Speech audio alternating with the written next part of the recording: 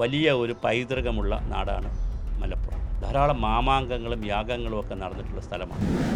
കുംഭമേള എന്ന് പറയാം, പക്ഷേ കുംഭമേള അല്ലല്ലോ.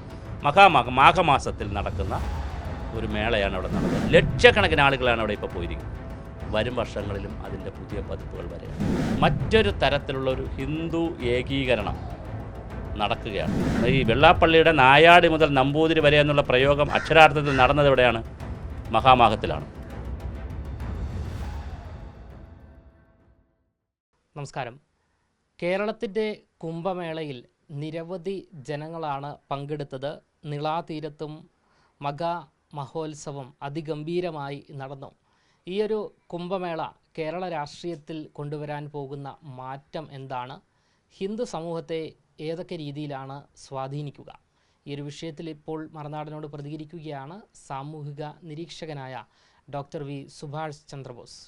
കേരളത്തിൽ, ഭാരതത്തിലും ഒരുപാട് തലങ്ങളിൽ സനാതന ധർമ്മവും ഹിന്ദു ധർമ്മവുമായി ബന്ധപ്പെടുത്തി ഒരുപാട് കാര്യങ്ങൾ നടന്നിട്ടുണ്ട്.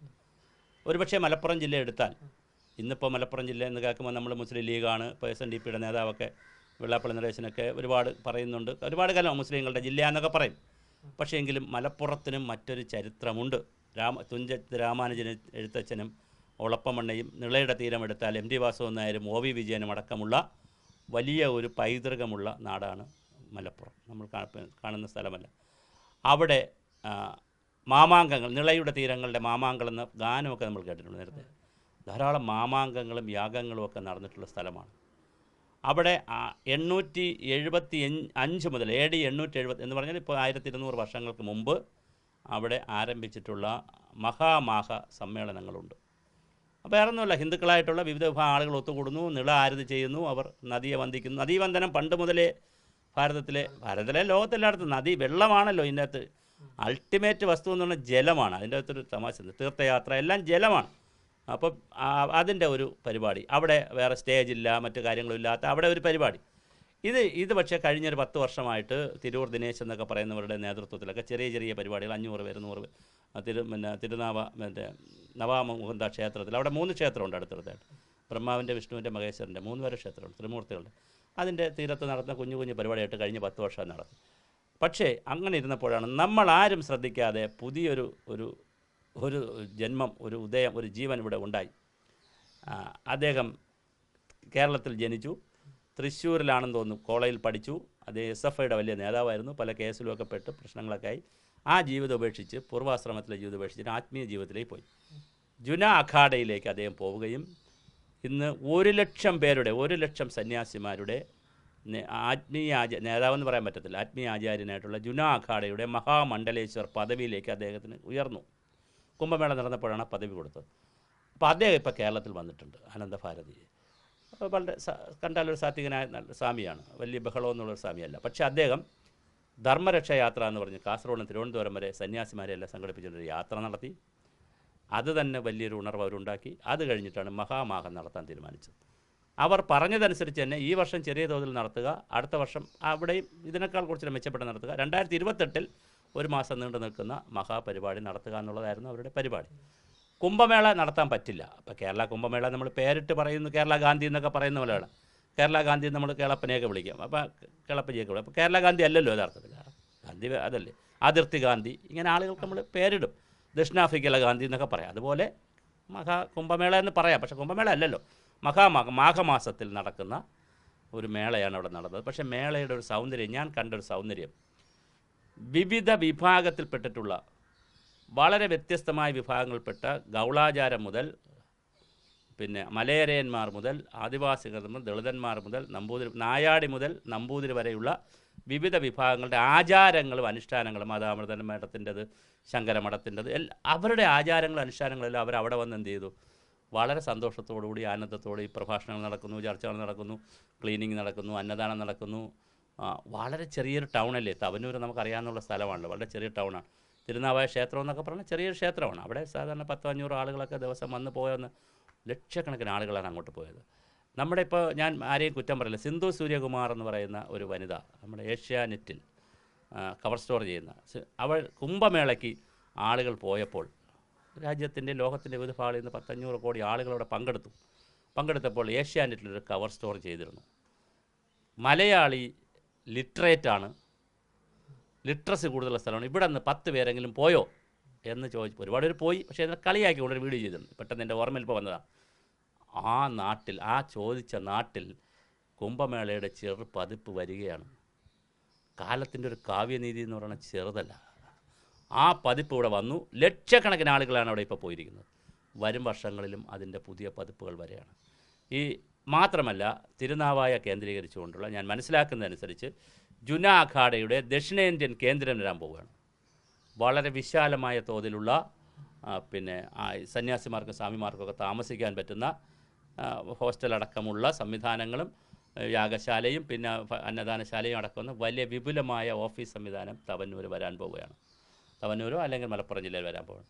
ഷൊർണൂർ ഭാഗത്തുള്ള ഒരു ഗായത്രി ക്ഷേത്രത്തിൽ ഋഗ്വേദവും യജുർവേദവും സാമവേദവും അഥർവേദവും പഠിക്കാനുള്ള, ആർക്ക് വേണോ പഠിക്കാൻ കഴിയുന്ന, പണ്ട് അങ്ങനെ ആയിരുന്നില്ലല്ലോ, ശൂദ്രന് പഠിക്കാൻ പറ്റില്ല, ബ്രാഹ്മണനെ അങ്ങനെ അതൊന്നുമില്ല, അത് ആർക്ക് വേണോ പഠിക്കാൻ പറ്റുന്ന രീതിയിലുള്ള വേദ പഠനശാല അവിടെ വരികയാണ്. അപ്പോൾ മറ്റൊരു തരത്തിലുള്ള ഒരു ഹിന്ദു ഏകീകരണം നടക്കുകയാണ്. അപ്പോൾ അത് പിന്നെ ഒരു എന്താണ്, ഹിന്ദു ഏകത നടക്കുകയാണ് കേരളത്തിൽ. ഒരു പക്ഷേ അതിൻ്റെ പിന്നിൽ സംഘപരിവാർ ഉണ്ടാവും, BJP ഉണ്ടാവും, അല്ലെങ്കിൽ മറ്റ് സന്യാസിമാർ എല്ലാം ഉണ്ടാവും. പക്ഷെ എന്തായാലും ഒരു കാര്യം ഞാൻ പറയുന്നു, മഹാമാഘത്തിൽ നിന്ന് നമുക്ക് ഉദാഹരണം എടുക്കാം. മഹാമാഘത്തിൽ വൈവിധ്യങ്ങളുടെ കലവറയായിരുന്നു മഹാമാഘം. ഏകശിലാരൂപമല്ല, ഒരാചാരത്തെയും മറ്റൊരാചാരത്തെ കൈയടക്കിയതല്ല. ഹിന്ദു എന്ന് പറഞ്ഞാൽ അങ്ങനെയാണ്. അതുകൊണ്ട് ഹിന്ദു എന്ന് പറഞ്ഞൊരു മതമൊന്നുമല്ല, അതൊരു ഒരു ജീവിത സംഹിതയാണ്. കുറേ ആളുകൾ ഇപ്പോൾ രാത്രി അവിടെ അഘോരികളുടെ പൂജ നടന്നു, അവർ പാതിരാത്രി ചെയ്യുന്ന പൂജയാണ്. പകൽ പൂജ നടന്നു, പിന്നെ നിളാരതി നടന്നു, പല പരിപാടികൾ. ഞാൻ പറഞ്ഞില്ല, പ്രഭാഷണം, ചർച്ചാ ക്ലാസ്, പല പരിപാടി, ഡാൻസ് നടന്നു, പാട്ട് നടന്നു, പല പരിപാടികൾ. അപ്പം അവരവരുടെ ആനന്ദത്തിനും സന്തോഷത്തിനുമുള്ള ആത്മീയതയ്ക്കുമുള്ള കാര്യങ്ങൾ അവരുടെ സ്വാതന്ത്ര്യത്തിൽ നിന്നുകൊണ്ട് ചെയ്യാനും മറ്റുള്ളതിനെ ബഹുമാനിക്കാനും, എന്നാൽ എല്ലാവരും കൂടി ഒരിടത്ത് വന്ന് ഇത് ചെയ്യാൻ പറ്റുന്ന ഒരു സൗന്ദര്യമുണ്ടല്ലോ. ഒരു പുഷ്പത്തിൽ കെട്ടുന്ന ഹാരത്തിൽ കെട്ടിയ പുഷ്പങ്ങൾ പോലെ നിൽക്കാൻ സൗന്ദര്യമുണ്ട്. ഈ സൗന്ദര്യത്തെയാണ് നമ്മൾ സനാതനധർമ്മം എന്നൊക്കെ പറയുന്നത്. അത് ഭാരതത്തിൽ മാത്രമുള്ളൊരു സൗന്ദര്യമാണ്. അവിടെ ഞാൻ പറഞ്ഞില്ല, വലിയ സ്റ്റേജില്ല, വലിയ ഭയങ്കരമായ പിന്നെ സൗണ്ട് സിസ്റ്റവും ഒക്കെ വെച്ചിട്ട് അങ്ങനെ ഒരു വലിയ സംഘാടക സമിതിയൊന്നും അല്ല ചെയ്തത്. സംഘാടക സമിതി ഉണ്ടായിരുന്നു, പക്ഷേ എങ്കിൽ പോലും ഈ സ്വാമിയുടെ നേതൃത്വത്തിൽ, പിന്നെ ഒരുപാട് സ്വാമിമാർ, പിന്നെ മാതാമൃതി മഠത്തിൻ്റെ അവിടുത്തെ ഒരു റീജിയണൽ സെൻ്ററുണ്ട്, ഇവരെല്ലാവരും കൂടി വലിയ മഹത്തായ ഒരു കാര്യമാണ് ചെയ്തു വച്ചത് ഹിന്ദു സമൂഹത്തെ സംബന്ധിച്ചിടത്തോളം. അത് വരും വർഷങ്ങളിൽ അടുത്ത 2027 നടക്കുമെന്ന് പറയുന്നു. 28 ഒരു മാസം നീണ്ടു നിൽക്കുന്ന വളരെ വിപുലമായ പരിപാടികളാണ് അവർ പ്ലാൻ ചെയ്തത്. അപ്പോൾ വലിയ സന്നാഹമായിരിക്കും തയ്യാറാക്കുന്നത്. എന്തായാലും ആദിശങ്കരൻ്റെ നാടാണ് കേരളം. ഞാൻ 1-2 കാര്യങ്ങൾ പറഞ്ഞ് അവസാനിപ്പിക്കാം. ആദിശങ്കരൻ്റെ മാത്രമല്ല, ശ്രീനാരായണ ഗുരുദേവൻ, ചട്ടമ്പി സ്വാമികൾ, അയ്യങ്കാളി, തൈക്കാട് അയ്യാഗുരു, പിന്നെ വൈകുണ്ഠസ്വാമികൾ തമിഴ്നാട്ടിലാണെങ്കിലും നാഗർകോവിലാണെങ്കിലും, കേരളമായിരുന്നല്ലോ അന്ന്, കേരളത്തിലാണ് നാഗർകോവിലുള്ളത്. ഈ പിന്നെ മണിക്കടറോ എല്ലാം കേരളത്തിലാണ്. ഈ ആചാര്യന്മാരുടെ ഒരു പിന്മുറ ഇവിടെ ഉണ്ട്, ആ ഒരു മണ്ണ് ഇവിടെ ഉണ്ട്. അത് നമ്മൾ നാട്ടുമ്പുറം എടുത്താൽ ഉത്സവത്തിൻ്റെ രൂപത്തിലുണ്ട്, ഇപ്പോൾ വലിയ രൂപത്തിൽ മഹാമാഘമായി ഉണ്ട്. അതിൻ്റെ ഒരു വലിയ മുന്നേറ്റമാണ് ഇപ്പം നമ്മൾ കണ്ടുകൊണ്ടിരിക്കുന്നത്. ഇന്ന് അവരെല്ലാവരും അവരെ ക്ലീൻ ചെയ്യുന്ന കാര്യങ്ങൾ കണ്ടു. ഭാരതപ്പുഴയ്ക്ക് വേണ്ടി പ്രത്യേക പദ്ധതിയും കേന്ദ്ര ഗവൺമെൻറ്റിൽ നിന്ന് വരുന്നു എന്നാണ് കേൾക്കുന്നവരുടെ ഒരു ഇനിഷ്യേറ്റീവിൽ വരുന്നു എന്ന് കേൾക്കണം. അങ്ങനെയാണെങ്കിൽ അതൊരു വലിയൊരു സംഭവമായിരിക്കും. ഈ കുംഭമേള കേരളത്തിൻ്റെ രാഷ്ട്രീയ സാഹചര്യത്തെ ഏതെങ്കിലും രീതിയിൽ മാറ്റിമറിക്കാനുള്ള സാധ്യതയുണ്ട്? എങ്ങനെയാണ് സാധ്യതയില്ല എന്ന് നമുക്ക് പറയാൻ പറ്റത്തില്ല.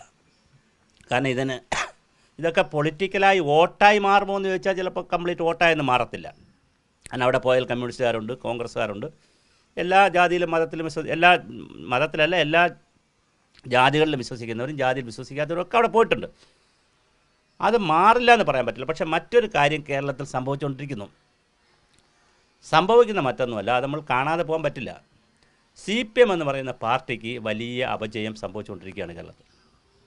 പല കാരണങ്ങളാൽ അപജയം സംഭവിക്കുകയാണ്. ഈ അപജയത്തിൻ്റെ സ്പേസ് ആരെടുക്കുമെന്ന് നമുക്ക് പറയാൻ പറ്റത്തില്ല. ആരെടുക്കുമെന്ന് നമുക്ക് ഇപ്പോൾ പറയാൻ പറ്റത്തില്ല. കോൺഗ്രസ്സിന് ഇപ്രാവശ്യം അധികാരം കിട്ടാനുള്ള സാധ്യതയാണ് കാണുന്നത് ഈ വരുന്ന തിരഞ്ഞെടുപ്പിൽ. എന്നാൽ അതുകൊണ്ട് തന്നെ അവർ കുറച്ചു കാലം പിടിച്ചു നിൽക്കും. CPMനെ സംബന്ധിച്ചിടത്തോളം തിരഞ്ഞെടുപ്പ് തോറ്റു പോവുകയും സംഘടനാപരമായി അവർക്ക് ഒരുപാട് പ്രശ്നങ്ങളുണ്ട്. അവരെത്ര വിചാരിച്ചിട്ടും ഈ ആത്മീയ കാര്യങ്ങളെ, ദൈവത്തിൻ്റെ കാര്യങ്ങളൊന്നും അഡ്രസ്സ് ചെയ്യാൻ അവർക്ക് പറ്റുന്നില്ല. അവരമ്പലം പിടിക്കൂ, അത് പിടിക്കൂ, ഇത് പിടിക്കൂ എന്നൊക്കെ പറയുന്നെങ്കിലും അത് പറ്റുന്നില്ല. അപ്പോൾ ഒരു പൊളിറ്റിക്കൽ അല്ലെങ്കിൽ അതായത് UDF LDF എന്നുള്ള സമവാക്യം മാറി തുടങ്ങി കേരളത്തിൽ. ഇപ്പോൾ തിരുവനന്തപുരത്ത് മാറി, പലയിടത്തും മാറി തുടങ്ങി. വരുന്ന തെരഞ്ഞെടുപ്പിൽ 1-2 സീറ്റ്, ചിലപ്പോൾ 2, ചിലപ്പോൾ 3 സീറ്റ്, 3-4 സീറ്റൊക്കെ, എന്തായാലും 5-ന് താഴെ സീറ്റ് BJP കൈകാര്യം ചെയ്യാൻ സാധ്യതയുണ്ട്. ജയിക്കാനോ അല്ലെങ്കിൽ ഏറ്റവും അടുത്ത് ടോപ്പിലെത്താനോ ഒക്കെ സാധ്യതയുണ്ട്. ഒന്നാമതാവണമെന്നില്ല, ചിലപ്പോൾ രണ്ടാമതായിട്ടെങ്കിലും എത്തി പല മണ്ഡലങ്ങളിലും എത്താൻ സാധ്യതയുണ്ട്. അതുകൊണ്ട് BJP ഇവിടെ സ്പേസ് ഉണ്ട്. പക്ഷേ BJPക്ക് സ്പേസ് ഉണ്ടെന്ന് വിചാരിച്ചിട്ട് ആ സ്പേസ് ഉണ്ടാക്കി കൊടുക്കുന്നതിൽ ഇത് സപ്പോർട്ടാവുമെന്ന് പറഞ്ഞാൽ കംപ്ലീറ്റ് സപ്പോർട്ടാവില്ല. എൻ്റെ ഒരു വാദം അതാണ്. അങ്ങനെയാണെങ്കിൽ അയോധ്യയിൽ രാമക്ഷേത്രം പണിതതിന് ശേഷം ആര് ജയിക്കണമായിരുന്നു? മോഡി ജയിക്കണ്ടേ? UPയിൽ ഇത്രയും വലിയ കാര്യങ്ങളൊക്കെ ചെയ്തുവെന്ന് മോഡി അവകാശപ്പെടുമ്പോഴും യോഗി ആദിത്യനാഥ് ഉണ്ടായിട്ടും UPയിൽ വെള്ളം കുടിച്ചു ഇപ്രാവശ്യം. അതുകൊണ്ട് ഇതിൻ്റെ മുഴുവൻ ക്രെഡിറ്റ് ആർക്ക് കിട്ടണമെന്നില്ല? രാഷ്ട്രീയമായി BJPക്ക് കിട്ടണമെന്നില്ല. അത് എൻ്റെ ഒരു നിരീക്ഷണമാണ്. അങ്ങനെ കിട്ടണമെന്നില്ല, അങ്ങനെ കിട്ടില്ല എന്നുള്ള അർത്ഥമാണ്. അതേസമയം പൊളിറ്റിക്കൽ പാർട്ടി എന്നുള്ള നിലയിൽ BJP നമുക്ക് എഴുത്തള്ളാൻ കഴിയില്ല. ഇത് സ്ട്രെങ്ത് ചെയ്യും, ഈ കാര്യങ്ങളൊക്കെ നന്നായി അത് സ്ട്രെങ്ത് ചെയ്യും, അതിനെ സപ്പോർട്ട് ചെയ്യും. പക്ഷേ ഈ വരുന്ന ആളുകളും ഇത് സംഘടിക്കുന്ന ആളുകൾ മുഴുവൻ BJPക്ക് വോട്ട് ചെയ്യും, അങ്ങനെ നാളെ അധികാരം പിടിച്ചു കളയാം എന്ന് വിചാരിക്കുന്നത് പ്രായോഗികമല്ല, അത് നടക്കത്തുമില്ല. കാരണം അതല്ല ഇന്ത്യൻ ജനാധിപത്യം. ഇന്ത്യയിലെ ഹിന്ദുക്കൾ അങ്ങനെ ചിന്തിക്കുന്നവരല്ല. അവർ ആത്മീയമായി ഉയർന്നവരാണ്, വർഗീയമായി ഉയർന്നവരല്ല. അങ്ങനെ ചിന്തിക്കുന്നവരല്ല. അതുകൊണ്ടാണ് ഞാൻ ഉദാഹരണം അവസാനിപ്പിക്കുമ്പോൾ എന്തുകൊണ്ട് RSSും BJPയും BJP അല്ല RSSും ഹിന്ദു സംഘടനകളും ഇത്രയും ശക്തമായിട്ടും മുസ്ലിങ്ങളെ തല്ലുന്നില്ല, തിരിച്ചും തല്ലുന്നില്ല. ഞാൻ പറഞ്ഞ അങ്ങോട്ടും തല്ലുന്നില്ല. ഭൂരിപക്ഷം ഹിന്ദുക്കളാണല്ലോ. കാരണം ഭൂരിപക്ഷം വരുന്ന ഹിന്ദുക്കൾ എന്തല്ല, ഒരു സ്വഭാവമല്ല. ആത്മീയ ചിന്തകളും ദൈവത്തിൻ്റെ ചിന്തകളൊക്കെ ഉണ്ട്. പക്ഷേ അതേസമയം തന്നെ അവർ മതേതരം എന്നല്ല, അവർ ജനാധിപത്യവാദികളാണ്, സ്വാതന്ത്ര്യത്തിൽ വിശ്വസിക്കുന്നവരാണ്. അതുകൊണ്ട് എല്ലാവർക്കും സ്പേസ് കൊടുക്കുന്നവരാണ്. ആരെയും അങ്ങനെ അടിച്ചു കൊല്ലണമെന്ന് അല്ലെങ്കിൽ വേറെ ആൾ വേണ്ട എന്ന് ചിന്തിക്കുന്ന രാഷ്ട്രമല്ല ഇന്ത്യ. അതുകൊണ്ട് തന്നെ ഇതൊക്കെ രാഷ്ട്രീയമായി ഗുണം ചെയ്യുമോ ഇല്ല എന്ന് നമുക്ക് ഇപ്പോൾ പറയാൻ കഴിയില്ല. പക്ഷേ സപ്പോർട്ട് ചെയ്യും. BJPയുടെ മുന്നോട്ടുള്ള യാത്രയിൽ ഇത് ഒരുപാട് സപ്പോർട്ട് ചെയ്യും, സ്വാഭാവികമായിട്ട് സപ്പോർട്ട് ചെയ്യും. ഒരു ചെറിയ ശതമാനത്തിന് സപ്പോർട്ട് കിട്ടും. പക്ഷേ ഒരു ഇലക്ഷനിലൂടെ ഒരു അധികാരം പിടിക്കാനുള്ള സപ്പോർട്ടൊന്നും ഈ ഹിന്ദു ഐക്യം നടക്കുന്നത് കൊണ്ടൊന്നും കിട്ടാനുള്ള സാധ്യത ഈ അടുത്തൊന്നും ഞാൻ കാണുന്നില്ല. എന്തായാലും അതായത് ഹിന്ദുക്കൾ തമ്മിലുള്ള ഒരു ഒത്തൊരുമയ്ക്ക് എന്തായാലും ഈ ഒരു കുംഭമേള സാധ്യത. ഞാനത് കുംഭമേള മാത്രമല്ല, ഇപ്പം ഹിന്ദു ഏകതാ സമ്മേളനങ്ങൾ നടക്കാൻ പോവുകയാണ്, കേരളത്തിലാകെ നടക്കാൻ പോവുകയാണ്. ഞാനും പലർത്തും എന്നെ സംഭാഷണത്തിനും പ്രഭാഷണത്തിനൊക്കെ വിളിച്ചിട്ടുണ്ട്. അപ്പോൾ ഞാൻ അവിടെ പോകുന്നത് വിളിക്കുന്ന ആരും നോക്കിയിട്ടല്ല. നമ്മൾ ഹിന്ദു സനാതന ധർമ്മത്തിൻ്റെ കാര്യങ്ങൾ പറയാനുള്ള സാധ്യതയുള്ള സ്ഥലങ്ങളിൽ പോകുന്നു എന്നുള്ളതേ ഉള്ളൂ. ഇന്ത്യയിലെ നമ്മൾ പഠിച്ച ധർമ്മവും കാര്യങ്ങളൊക്കെ തീർച്ചയായിട്ടും ഞാൻ പറയുന്ന അങ്ങനെ ഏകതാ സമ്മേളനങ്ങൾ നടക്കണമെന്നാണ്. എങ്ങനെയാണ് ജാതി ഇല്ലാതാക്കുക? ജാതി നമുക്ക് സർട്ടിഫിക്കറ്റിലൂടെ ഇല്ലാതാക്കാൻ പറ്റത്തില്ല. ജനങ്ങളുടെ സോഷ്യൽ സ്പേസിലൂടെമേ ഇത് കുറച്ചുകൊണ്ടുവരാൻ കഴിയത്തുള്ളൂ. അപ്പോൾ ആ ജാതിയുടെ സോഷ്യൽ സ്പേസ് ഇല്ലാതാക്കി ഹിന്ദു മതമെന്ന് പറയുന്നത് ഒരു സെമറ്റിക് മതമല്ല, നിങ്ങളത് മനസ്സിലാക്കുക. ജാതികൾ തമ്മിലേ സംഘർഷമുള്ളൂ, മതങ്ങൾ തമ്മിൽ പലപ്പോഴും സംഘർഷമില്ല. അതുകൊണ്ട് ഹിന്ദു മതം അങ്ങനെ സംഘർഷത്തിന് പോകുന്നൊരു വിഷയമല്ലല്ലോ. അപ്പോൾ അതുകൊണ്ട് സ്വാഭാവികമായിട്ട് അതാ ഞാൻ പറഞ്ഞു, മലയരയന്മാർ മുതൽ ഗൗള സിദ്ധാന്തത്തിൽ വിശ്വസിക്കുന്നവർ മുതൽ ഗൗളാചാരം മുതൽ അഖാഡ മുതൽ നമ്പൂതിരി വരും, മാതാമൃത മേഡത്തിൻ്റെ ആളുകൾ, പിന്നെ ഹരേ കൃഷ്ണ പ്രസ്ഥാനക്കാർ, അങ്ങനെ ഹിന്ദു മതത്തിനകത്ത് തന്നെ ഒരു 100,000 പിരിവുണ്ട്, 100,000 ആചാരമാണ്. അവരെല്ലാവരും ഇവിടെ വന്നു. നായാടി മുതൽ ഈ വെള്ളാപ്പള്ളിയുടെ നായാടി മുതൽ നമ്പൂതിരി വരെ എന്നുള്ള പ്രയോഗം അക്ഷരാർത്ഥത്തിൽ നടന്നത് എവിടെയാണ്? മഹാമാഹത്തിലാണ്. അത് എല്ലാവരും വന്ന് അവരവർക്ക് ഇഷ്ടമുള്ള വിശ്വാസ പ്രമാണങ്ങളിലും ആചാരങ്ങളിലും അവർ ആചരിച്ച് പോകുന്നു എന്നുള്ളതിൻ്റെ ഒരു ഐക്യം ഇനിയും കൂടുതൽ രൂപപ്പെടാൻ തന്നെയാണ് മഹാമാഹങ്ങളും. റാന്നിയിൽ ഹിന്ദുമത സമ്മേളനം നടക്കുന്നു, നമ്മൾ കാണണം. അടുത്ത വർഷം തവന്നൂരിൽ യാഗം നടക്കുന്നു. അങ്ങനെ വരുന്നതൊക്കെ തീർച്ചയായിട്ടും എല്ലാവരെയും ഉൾക്കൊണ്ടുകൊണ്ട് പോകുന്ന ഒരു രീതിയിലേക്ക്. ഞാൻ പറഞ്ഞല്ലോ, വേദം പഠിക്കാൻ ആർക്ക് വേണോ വേദം പഠിക്കാം എന്ന് പറഞ്ഞ് വേദശാല വരുന്നു എന്ന് പറഞ്ഞാൽ ചെറിയ കാര്യമല്ലല്ലോ. പണ്ടങ്ങനെ പഠിക്കാൻ പറ്റത്തില്ലെന്നല്ലേ പരാതി, പിന്നോക്കക്കാർക്ക് പഠിക്കാൻ പറ്റില്ലെന്നല്ലേ പരാതി, എല്ലാവർക്കും പഠിക്കാം എന്ന് പറഞ്ഞ് വേദശാല. അപ്പോൾ പക്ഷേ ഇതിനെ വളരെ ട്രൂ സ്പിരിറ്റിലേക്ക് കൊണ്ടുപോയാൽ, അതുകൂടെ പറഞ്ഞ് നമുക്ക് അവസാനിപ്പിക്കാം. ട്രൂ സ്പിരിറ്റിൽ കൊണ്ടുപോയാൽ, ഇന്ത്യൻ സ്പിരിച്വാലിറ്റിയുടെ, ഇന്ത്യൻ ആത്മീയതയുടെ ട്രൂ സ്പിരിറ്റിൽ കൊണ്ടുപോയാൽ മനോഹരമായിരിക്കും. അതിൻ്റെ ഇടയിൽ കൂടി കയറുന്ന ആരാന്ന് വെച്ചാൽ മന്ത്രവാദം, അനാചാരങ്ങൾ, പിന്നെ മറ്റ് വേലത്തരങ്ങൾ, കുരുസി എന്നൊക്കെ പറഞ്ഞ് വേറെ ചില ചേട്ടന്മാരെന്ത് ചെയ്യും, ആൾ ദൈവങ്ങൾ, കള്ളസ്വാമികളൊക്കെ ഇതിനകത്തൂടെ ഇടയിൽ കൂടെ കയറും. അതെന്ത് ചെയ്തോണം?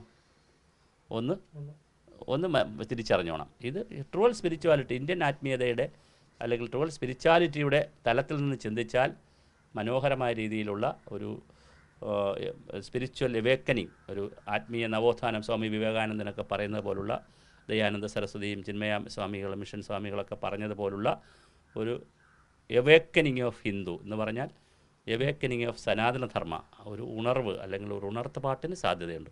അതാണ് ഏറ്റവും പ്രധാനം. മറ്റത് വിട്ടേക്കുക. ഈ അൽബ പരിപാടി ഉണ്ട് ഇതിനകത്ത് കുറച്ച്, അത് ശ്രദ്ധിച്ചാൽ മനോഹരമായിരിക്കും.